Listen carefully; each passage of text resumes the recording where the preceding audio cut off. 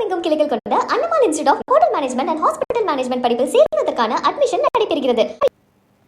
சிவகங்கை மாவட்டம் தேவக்கோட்டையில் ஆட்டோ ஓட்டுநர் மீது பாலியல் புகார் அளிக்க வந்த பெண்ணை அலைகழித்து நடவடிக்கை எடுக்காத 2 ஆய்வாளர்கள் உட்பட 5 பேர் பணியிடை நீக்கம் செய்யப்பட்டனர். இதுகுறித்த கூடுதல் விவரங்களை வழங்குவதற்காக நமது செய்தியாளர் பாலமுருகன் இணைப்பில் உள்ளார். பாலமுருகன், அந்த நடவடிக்கை எடுக்காத 2 காவல் ஆய்வாளர்கள் உட்பட 5 பேர் தற்போது பணியிட மாற்றம் செய்யப்பட்டிருக்கிறார்கள்.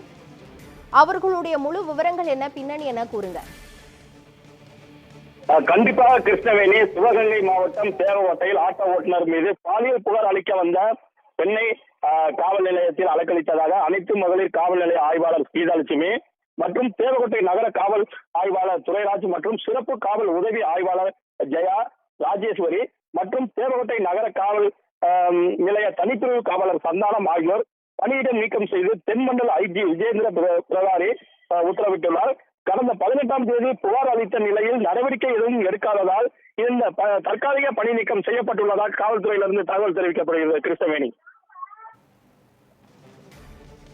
சிவகங்கை மாவட்டம் தேவக்கோட்டையில் ஆட்டோ ஓட்டுநர் மீது பாலியல் புகார் அளித்த பெண்ணை அலைகழித்த காவலர்கள் மீது பணியிடை நீக்கம் செய்யப்பட்டிருக்கிறார். இது தொடர்பான முழுமையான விவரங்களை வழங்கியதற்கு நன்றி பாலமுருகன்.